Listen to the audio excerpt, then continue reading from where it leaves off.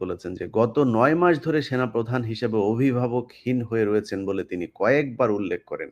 এ বিষয়ে তিনি বলেন যে তিনি একটি চাতক পাখির মতো একটি নির্বাচিত রাজনৈতিক সরকারের জন্য রাজনৈতিক নেতাদের দিকে তাকিয়ে আছেন। একটি নির্বাচিত সরকার সেনাবাহিনীর জন্য অভিভাবক হিসেবে দায়িত্ব পালন করবে। বাটপার, তোর সময়ে ২০২৪ সালে নির্বাচন হয়েছে না? তুই চাতক পাখির মতো এই পলিটিক্যাল দলের দিকে তাকায়া ছিলি?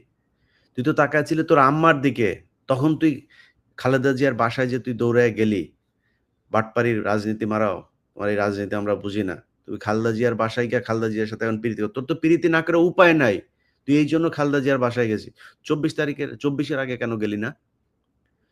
২৪ এর আগে যায়া খালেদা জিয়ারে কেন করলি না যে, "আপা, ম্যাডাম আপনাকে লাগবে আমাদের।" তারেক রহমানের ফোন করছিলি? বিএনপির কোন নেতারে ফোন করছিলি?